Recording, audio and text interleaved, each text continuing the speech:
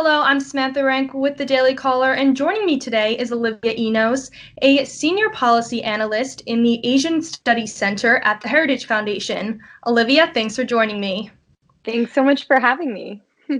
Recently, China proposed a new security law that has sparked protests throughout Hong Kong. Can you walk us through what this new law entails?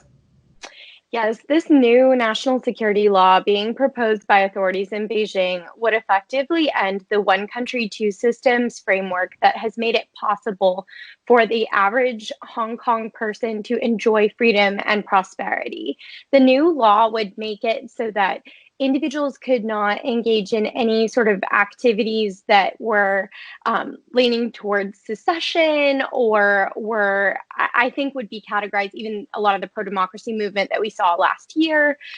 They have, and I put this in quotes, terrorism, provisions, as well as anti-sedition provisions, and all of this, including the requirement that people not coordinate with foreign entities, would significantly hamper freedom inside of Hong Kong. And so this is extraordinarily concerning. Last week at Heritage, we hosted Hong Kong's pro-democracy movement founder Martin Lee, as well as a current legislative council member from Hong Kong, Dennis Kwok, and both of them said that this is the absolute worst case scenario for Hong Kong and something that the US needs to be watching very closely.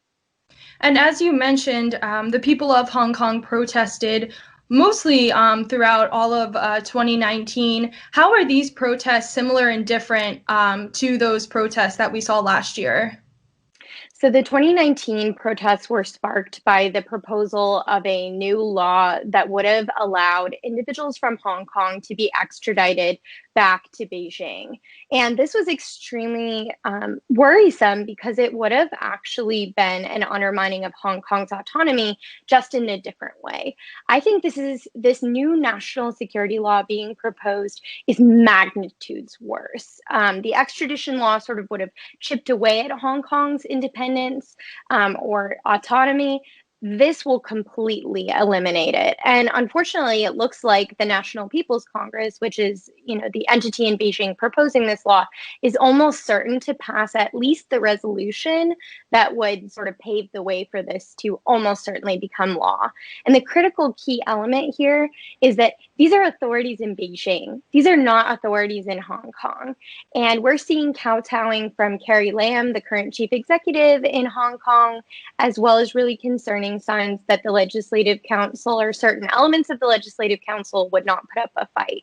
This is very, very concerning because this means that the Hong Kong people have no say in what the future looks like for their country. And in a recent piece you published for the Heritage Foundation, you write that, quote, Beijing is banking on the rest of the world looking the other way while they combat the COVID-19 pandemic. What do you mean by this exactly? Well, I think as the rest of the world is, understandably distracted by COVID-19, I think Beijing is sort of taking advantage of the fact that other countries are more distracted and not focused on what exactly it is that they're doing. But I think that they have to some extent underestimated the amount of attention that individuals are giving to the way that Beijing itself has mishandled the response to COVID-19. And I think even mechanisms for accountability that might be put in place in response to China's mishandling of the crisis may in fact be a way that we can push and put greater pressure on China, even over Hong Kong, even if the issues are a little bit different.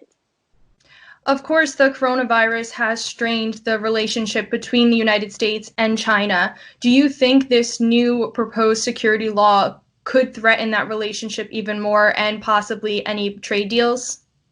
There should be severe diplomatic consequences for Beijing undermining rule of law in Hong Kong. And this would be just a huge, devastating impact. I think there will be consequences, some of which may include targeted sanctions against individuals in China who are responsible for undermining freedom and autonomy in Hong Kong.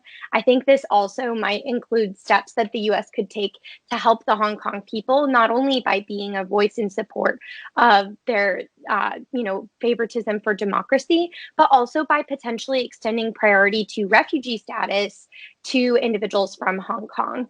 And I think even beyond this, and this is something, definitely to watch, but last year, Congress paved the way through the passage of the Hong Kong Human Rights and Democracy Act in November of potentially decertifying Hong Kong's special status, which is what gives the US and Hong Kong such a positive economic relationship.